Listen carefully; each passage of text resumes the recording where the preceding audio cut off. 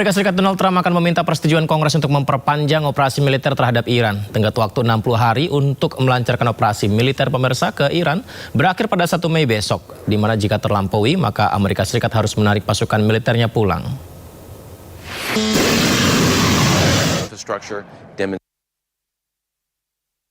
Tenggat waktu 60 hari untuk melancarkan operasi militer terhadap Iran akan berakhir Jumat 1 Mei. Batas waktu ini dihitung dari hari pertama Presiden Amerika Serikat Donald Trump memberitahukan operasi militer kepada Kongres, yakni pada 28 Februari lalu. Berdasarkan Undang-Undang Perang AS tahun 1973, kewenangan Presiden untuk melibatkan negara dalam perang jika tanpa persetujuan Kongres dibatasi hanya 60 hari. Presiden Trump harus mendapat persetujuan Kongres jika ingin melanjutkan operasi militer lebih dari 60 hari. Jika batas waktu tersebut terlampaui, maka Amerika Serikat harus menarik pasukan militernya kembali. Meski begitu, Amerika bisa melanjutkan perang jika Kongres menyetujui perpanjangan selama 30 hari.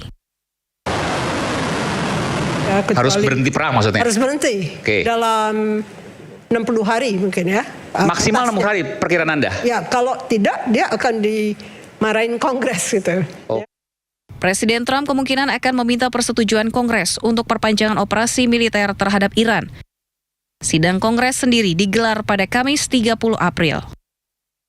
Trump dinilai tidak punya pilihan lantaran penarikan pasukan akan berdampak buruk secara politik, sementara melanjutkan operasi beresiko memperburuk situasi.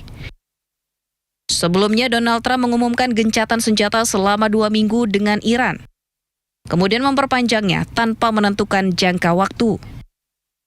Perundingan pertama antara Amerika Serikat dan Iran di Islamabad berakhir tanpa kesepakatan. Sementara upaya diplomatik terus berlanjut untuk putaran negosiasi baru. Dalam penampilan pertamanya di hadapan Kongres sejak perang melawan Iran, Menteri Pertahanan Amerika Serikat Pete Hegseth menghadapi pertanyaan-pertanyaan tajam dari parlemen. Adam Smith, di mana Smith mempertanyakan alasan pemerintahan Trump memulai perang dengan Iran pada akhir Februari lalu, padahal fasilitas nuklir Iran telah hancur dalam serangan tahun 2025 oleh Amerika Serikat. Trump has been clear-eyed from the killing of Qasem Soleimani to the pulling out of the Iran deal to Midnight Hammer and now to this effort to recognize that you have to stare down this kind of enemy who's hell-bent on getting a nuclear weapon and get them to a point where they're at the table giving it up in a way that they never have it. So they haven't broken yet. Okay, we haven't gotten there yet for all of the... Well, their nuclear facilities have been obliterated. Underground, they're buried, and we're watching them 24/7. So we know where any nuclear material might be. Reclaiming my time for just a quick second here. We had to start this war, you just said, 60 days ago, because the nuclear weapon was an imminent threat. Now you're saying that it was completely obliterated? They had not given up their nuclear ambitions, and they had a conventional shield of thousands of missiles. So Operation Midnight Hammer accomplished nothing of substance. It left us at exactly the same place we were before. So much so their that facilities were bombed and obliterated. Their ambitions continued, and they're building a conventional shield. Let me try again. It's the North Korea strategy. You know this very well. The North Korea strategy was use conventional missiles to prevent anybody from challenging them so they could slow walk their way to a weapon. President Trump saw Iran at its weakest moment, took an action to ensure, in a way that only the United States of America could do with our Israeli partners, and yet to ensure their conventional shield was brought to the field, we've done. If I could get 18 months. What we didn't miss, and we're here in this committee, is that Joe Biden, with no accountability, gave hundreds of billions of dollars of our weapons to Ukraine, to an outcome that never would have happened if President Trump was president. Di ujung tenggat waktu perang, Amerika Serikat justru semakin keras mengancam Iran. Ancaman tersebut muncul setelah Iran menghindar untuk berunding ulang.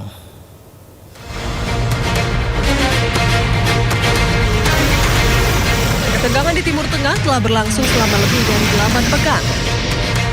Perundingan pertama antara Amerika Serikat dan Iran di Islamabad berakhir tanpa kesepakatan. Sedangkan perundingan kedua dilaporkan batal dan masih belum ditentukan hingga kini.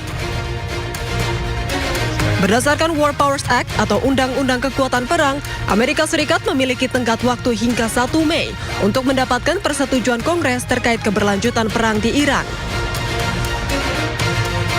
Namun di bawah tekanan tersebut, Amerika Serikat justru semakin keras mengancam Iran. Ancaman tersebut muncul setelah Iran menghindar untuk bernegosiasi ulang. Melalui akun media sosial resmi Social Truth, Presiden AS Donald Trump menyebut Iran tidak bisa menyelesaikan urusan mereka. Juga mengancam Iran dengan mengatakan tidak ada lagi pria baik hati yang memberikan sinyal bahwa Amerika Serikat sudah cukup bersabar.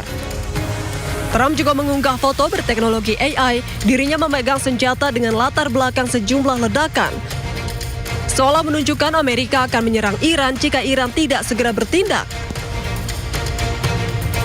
Sebelumnya, Trump memutuskan untuk mengirim utusan khusus Witkoff dan Jared Kushner kembali ke Islamabad untuk berunding ulang dengan Iran. Namun, kedatangan Menteri Luar Negeri Iran Abbas Araghchi di Islamabad bukan untuk berdialog dengan AS, melainkan untuk pertemuan bilateral dengan Pakistan sebagai negara tetangga. Hingga kini, upaya diplomatik antara AS dan Iran masih belum mencapai hasil. Pejabat Pertahanan Amerika Serikat menyebut dana yang telah dihabiskan untuk perang di Iran mencapai 25 miliar dolar Amerika. Namun pejabat itu tidak merinci poin-poin apa saja yang termasuk dalam perkiraan biaya yang telah digunakan tersebut.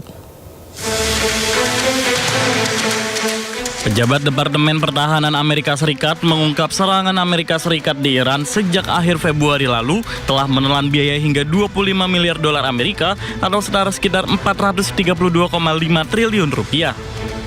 Ini merupakan pengungkapan untuk pertama kalinya dana perang di Iran oleh pejabat publik di Amerika Serikat. Jules Harsh yang sedang menjalankan tugas sebagai pengawas keuangan mengatakan kepada anggota Komite Angkatan Bersenjata DPR Amerika Serikat bahwa sebagian besar dana tersebut digunakan untuk amunisi. Namun Jules Harsh tidak merinci poin-poin apa saja yang termasuk dalam perkiraan biaya yang telah digunakan tersebut. Selain itu juga tidak diungkapkan apakah angka tersebut juga memperhitungkan biaya yang diproyeksikan untuk rekonstruksi dan perbaikan infrastruktur di pangkalan Amerika Serikat di Timur Tengah yang rusak akibat perang dengan Iran. Selain itu juga masih belum jelas metode perhitungan yang dilakukan oleh Pentagon hingga merilis angka 25 miliar dolar Amerika sebagai biaya yang telah dikeluarkan untuk perang di Iran. Hal itu mengingat pernyataan seorang sumber pada pekan lalu yang menyebut Amerika Serikat telah menghabiskan dana setidaknya 11,3 miliar dolar Amerika pada 6 hari pertama perang di Iran.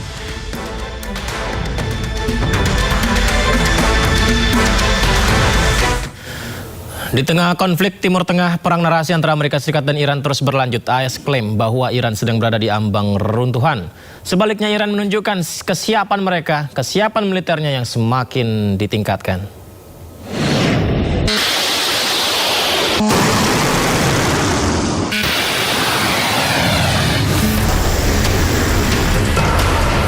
Konflik di Timur Tengah telah berlangsung selama 2 bulan. Di tengah gencatan senjata yang diperpanjang oleh Amerika Serikat, perang narasi antara AS dan Iran terus berlanjut.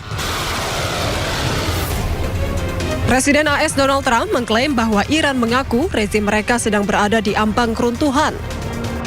Sehingga Iran meminta Amerika untuk segera berdamai dan membuka Selat Hormuz saat Iran sedang berusaha menyelesaikan masalah kepemimpinan mereka. Sebaliknya, jubir Kementerian Pertahanan Iran, Jenderal Reza Tlaibek, menyatakan sistem keamanan Selat Hormuz akan lebih diperketat. Ia juga memperingatkan setiap serangan terhadap Iran akan mendapatkan balasan serangan militer yang lebih besar dari sebelumnya. Diketahui Selat Hormuz saat ini mengalami ketegangan akibat blokade militer AS dan kendali ketat Iran. Ketegangan tersebut membuat jalur Selat Hormuz sulit untuk dilalui dan mengganggu distribusi energi global. Wakil Menteri Pertahanan Iran, Reza Tlaibek, bertemu Menteri Pertahanan Rusia, Andrei Belosov, di Kirgistan. Dalam kunjungannya, Iran mendapatkan dukungan dari Rusia untuk menyelesaikan konflik Timur Tengah.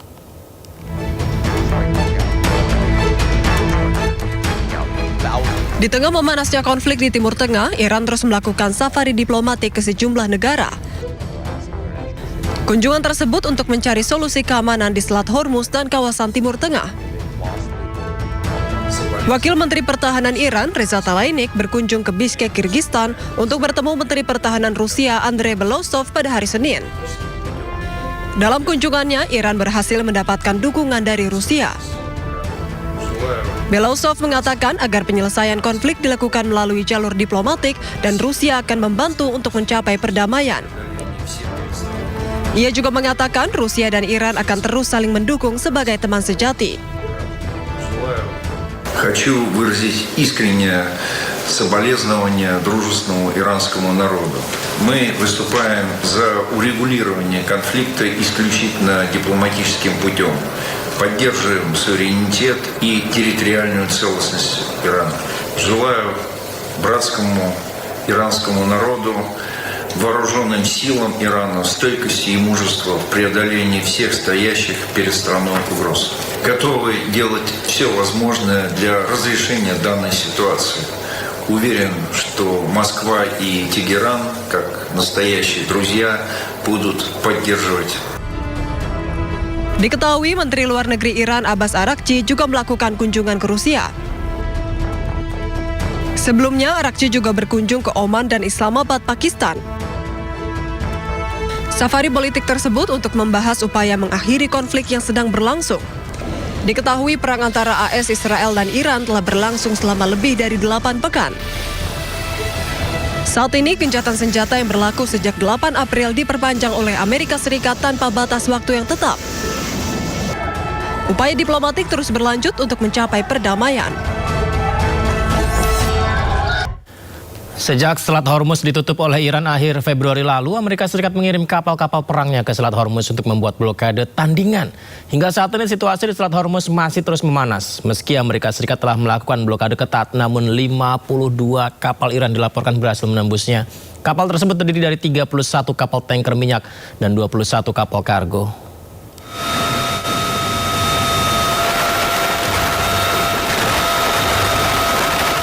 52 kapal Iran dilaporkan telah melintasi blokade yang diberlakukan Amerika Serikat di perairan Iran dalam kurun waktu 72 jam.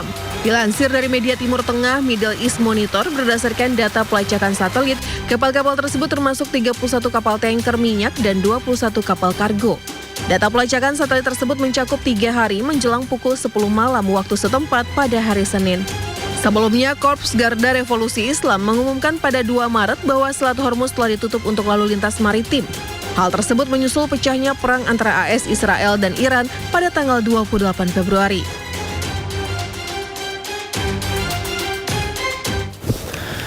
Sekretaris Jenderal Perserikatan Bangsa-Bangsa PBB Antonio Guterres mendesak Amerika dan Iran untuk membuka lagi Selat Hormuz. Hal ini disampaikannya pada pertemuan Dewan Keamanan PBB terkait keamanan maritim pada Senin kemarin. Mr. President, since early March, the disruption of shipping through the Strait of Hormuz has struck at global energy security, food supplies, and trade. The Strait of Hormuz is one of the world's most critical maritime choke points.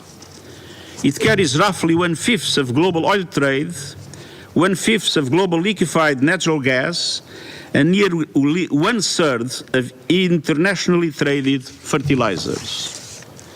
Safe and unimpeded passage is an economic and humanitarian imperative. The economic shock has been immediate, and everyone is paying the price. Acute volatility in energy and commodity markets, surging transport and insurance costs, and the worst supply chain disruption since COVID-19 and the war in Ukraine. I appeal to the parties, open the strait. Let ships pass, no tolls, no discrimination. Let trade resume. Let the global economy breathe.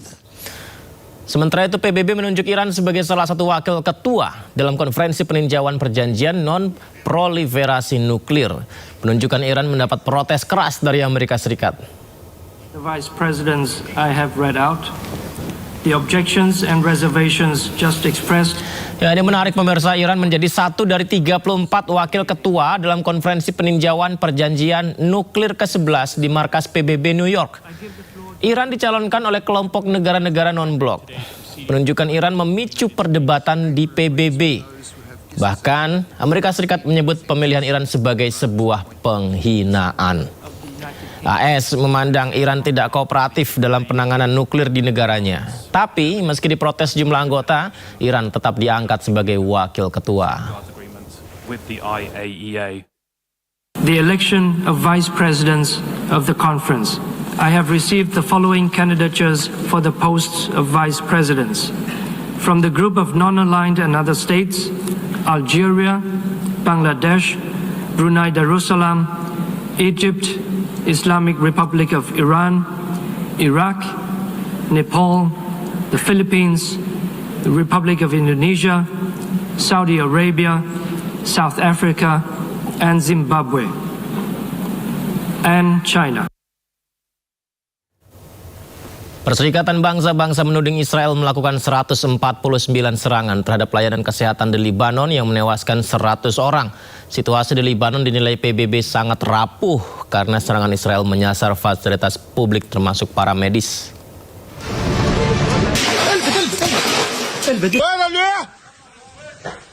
Serangan keji Israel terhadap ambulans dan petugas medis ini terjadi di pertengahan April di Lebanon Selatan.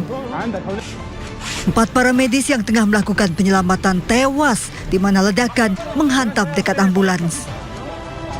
Serangan udara Israel Rabu siang juga menghantam bagian belakang rumah sakit pemerintah Tebnine di Lebanon Selatan. Sebelumnya pada 17 Maret, ambulans yang hendak melakukan penyelamatan juga diserang Israel, menewaskan sejumlah para medis. Menurut data Badan Kesehatan Dunia WHO, Israel melakukan 149 serangan terhadap pelayanan kesehatan di Lebanon sejak 2 Maret, menewaskan 100 orang dan melukai 233 orang. PBB memperingatkan bahwa situasi di Lebanon sangat rapuh, terutama ketidakamanan di Lebanon Selatan. 3 para medis tewas dalam 2 serangan udara Israel terakhir terhadap sebuah bangunan di daerah Tafri Rabu siang. The incident underscores the risks faced by civilians, including emergency and humanitarian workers. According to WHO, since the start of the conflict, the number of attacks on healthcare has climbed to 149, with 100 deaths and 233 injured. Attacks on civilians and civilian infrastructure and health workers are not only unacceptable, they are against international humanitarian law. Israel tidak hanya melanggar kesepakatan gencatan senjata, namun kebiadaban Israel juga menargetkan para medis, warga sipil, serta layanan kesehatan dan infrastruktur publik yang bisa menjadi krisis kemanusiaan seperti yang terjadi di Gaza, Palestina.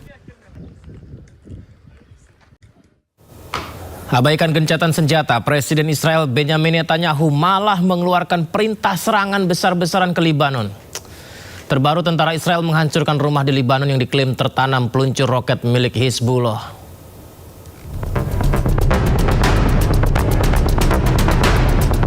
Seolah mengabaikan kesepakatan gencatan senjata, Perdana Menteri Israel Benjamin Netanyahu mengunggah video sejumlah serangan di Lebanon. Netanyahu bahkan mengeluarkan perintah serangan besar-besaran di Lebanon Selatan kepada tentara IDF. אנחנו משמידים להם את תשתיות הטרור, אנחנו הורגים להם עשרות רבות של מחבלים ועוד היד נטויה. אנחנו פועלים בתוך רצועת הביטחון, דרומית לליטנית, צפונית לליטנית, בבקה בצפון לבנון. ונתתי הנחיה לפני כמה שבועות על פרויקט מיוחד לחסל את איום הרחפנים. זה ייקח זמן, אבל גם את זה נפוצץ. Tentara IDF menyatakan telah menyerang dan menghancurkan peluncur roket Hizbullah yang tertanam di dalam sebuah bangunan sipil di Lebanon Selatan pada hari Rabu. Peluncur roket teridentifikasi oleh operasi militer di zona keamanan yang dikuasai oleh Israel.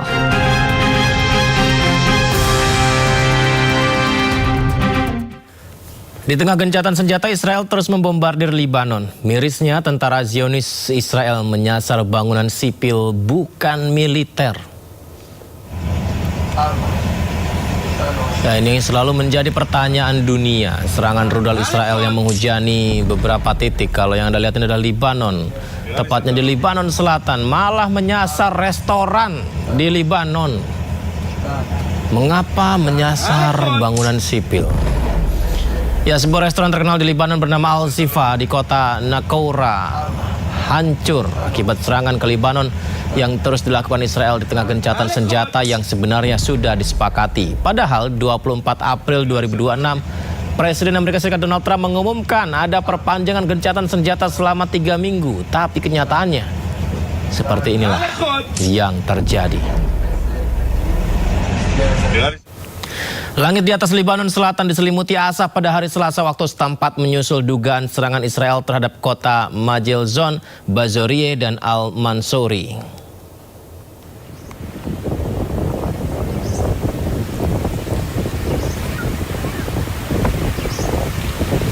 Pemerintah Lebanon mengabarkan pesawat tempur Israel menyerang pinggiran kota Bazorie ke arah Wadi Jilo dan kota Al-Mansouri.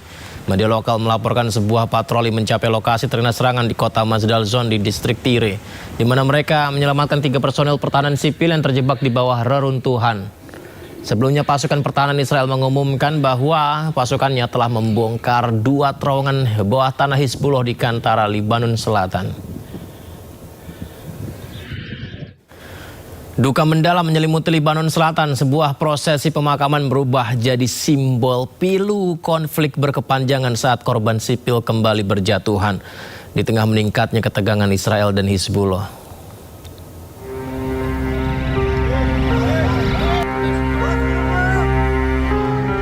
Ratusan warga mengiringi pemakaman Mila Zayat, bocah berusia 4 tahun bersama ibunya yang tengah mengandung Rukaya Zidan di desa Tayer Deba. Keduanya tewas dalam serangan udara Israel, meninggalkan luka mendalam bagi keluarga dan komunitas setempat. Lautan pelayat berjalan perlahan mengusung jenazah korban menuju peristirahatan terakhir.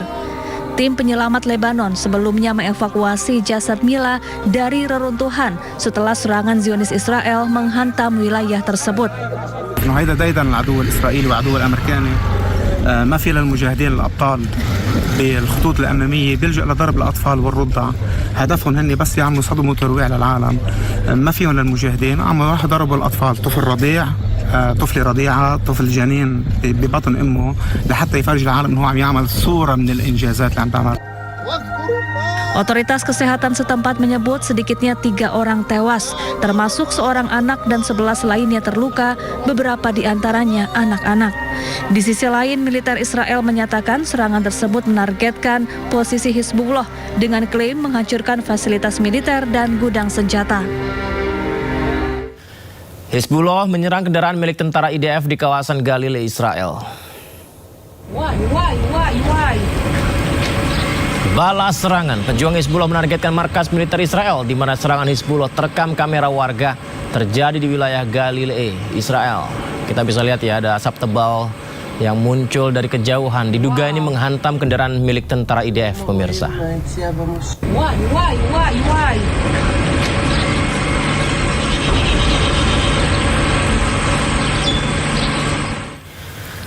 Aksi keji Israel juga kembali berlanjut di Gaza, Palestina. Prosesi pemakaman yang penuh duka berubah jadi kepanikan saat terjadi ledakan bom di tengah warga yang mengantarkan jenazah.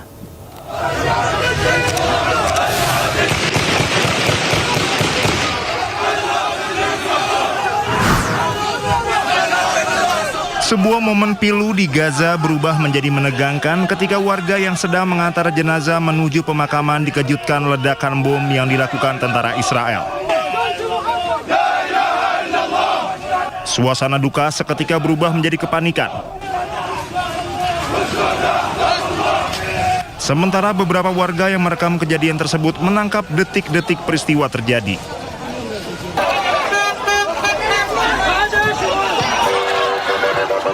Sebelumnya pada pekan lalu, pasukan Israel menyerang iring-iringan pelayat yang tengah mengantarkan 2 warga Palestina ke peristirahatan terakhir mereka di desa Al-Mugayir di timur Ramallah, tepi barat Palestina. Alih-alih memberikan penghormatan, prosesi pemakaman itu justru disambut tembakan peluru tajam dan gas air mata. Pasukan Israel melepaskan tembakan peluru tajam, granat kejut, serta gas air mata ke arah kerumunan warga saat jenazah hendak dibawa menuju pemakaman desa usai disolatkan di masjid setempat.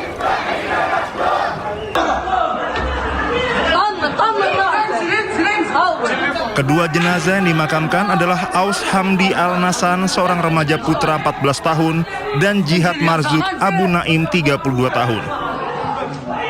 Keduanya kehilangan nyawa sehari sebelumnya ketika sekelompok pemukim Israel melakukan serangan di sebuah sekolah menengah laki-laki di desa tersebut. Insiden di Al-Mughayir ini bukanlah peristiwa tunggal, melainkan bagian dari eskalasi kekerasan yang terus meningkat di wilayah pendudukan tepi barat. Sepanjang Maret 2026 terjadi 1.819 serangan yang melibatkan pasukan keamanan maupun pemukim Israel. Pola serangan ini terkonsentrasi di titik-titik rawan seperti Hebron, Nablus, dan Ramallah. Intensitas serangan yang menyasar fasilitas publik seperti sekolah, rumah sakit, dan bahkan prosesi pemakaman menunjukkan adanya tekanan sistematis terhadap warga Palestina di wilayah tepi barat. Di saat komunitas internasional menyerukan deeskalasi, realitas di lapangan justru menunjukkan wajah yang berbeda. Ruang aman bagi warga sipil bahkan dalam suasana berkabung sekalipun kian menyempit. Bagi warga Al-Mughayir, hari Rabu itu semestinya menjadi momen perpisahan terakhir bagi Aus dan Jihad. Namun kepulan asap gas air mata dan dentuman granat kejut di pemakaman desa menjadi pengingat pahit bahwa di wilayah pendudukan, duka pun harus dibayar dengan risiko nyawa.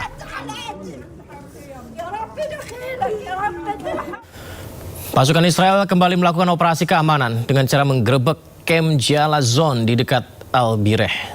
3 anak Palestina ditangkap dan ditahan oleh pasukan Israel.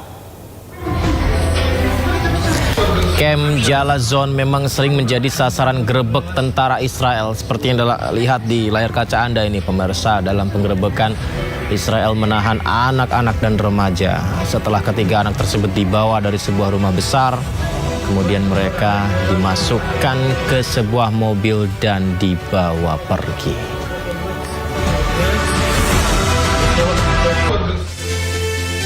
Tenggat waktu 60 hari operasi militer Amerika Serikat ke Iran berakhir besok, akankah Trump meraih restu Kongres atau perang di Iran menjadi ilegal? Kami hadirkan diskusinya usai jeda di Sindo Prime.